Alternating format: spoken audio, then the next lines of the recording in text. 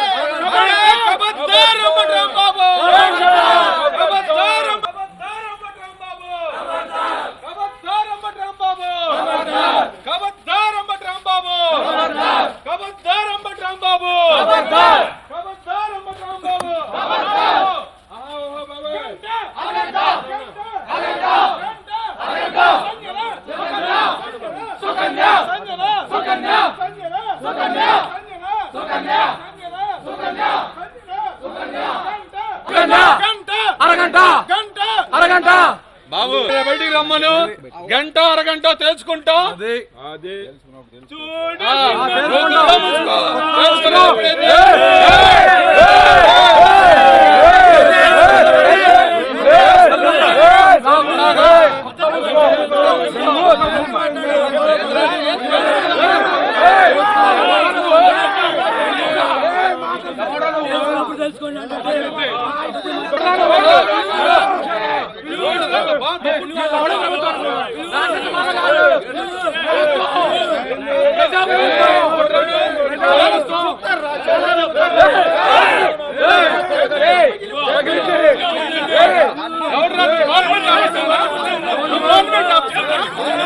Government ఆఫీసేనా?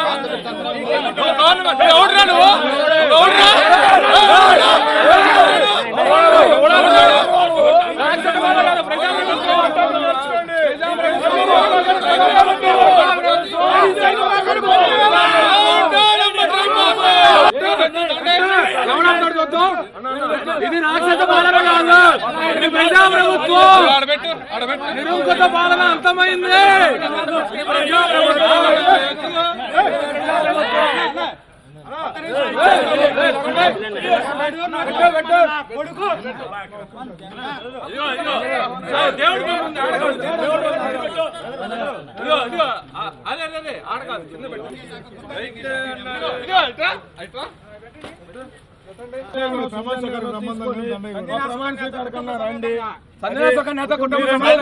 సుకన్యతో సమ్యంగా Ambati రాంబాబుని ఆహ్వానిస్తున్నాం. సుకన్య చీర, సుకన్య గాజులు తీసుకొని సుకన్య కోసం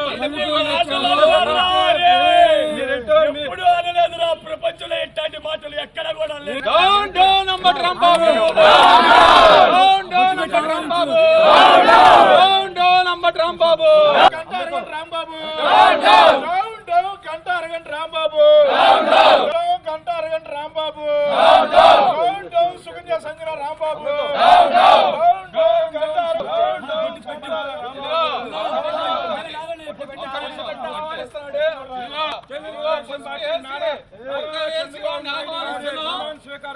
ప్రమాణ స్వీకారానికి 12వ తారీఖు వాటి రావాల్సిందిగా వేడుకుంటా ఉన్నాం. అరగంట మాత్రమే మొత్తం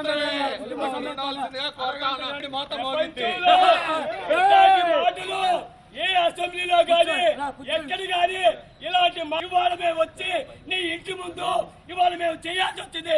లేకపోతే ఇవాళ ఒకసారి మా చంద్రబాబు నాయుడు గారు గాని మా లోకేష్ బాబు గారిని కానీ పల్లెత్తి మాట అంటే పళ్ళు ఊడగొడతారా అంబోతు రాంబాబు, ఇక్కడే గుర్తు పెట్టుకో. జోలికి వస్తే మా పవన్ కళ్యాణ్ జోలికి వచ్చినా సరే నీకు పుచ్చ పగలగొట్టే సితారం అయిద్దని చెప్పి కూడా ఈ సందర్భంగా హెచ్చరిస్తా ఉన్నాం.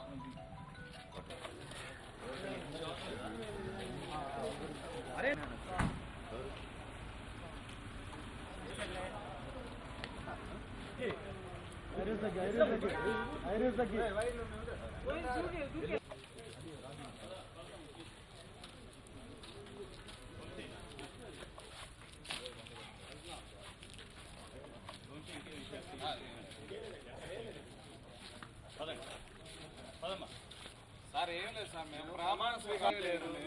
మల్లెపూలు వాళ్ళకి మల్లెపూలు, గాజులు, చీర తీసుకొని వచ్చాము. గంట 100 మంది వచ్చాము. సుకన్య సకన్య అంత మించి మేము చేసిన తప్పే.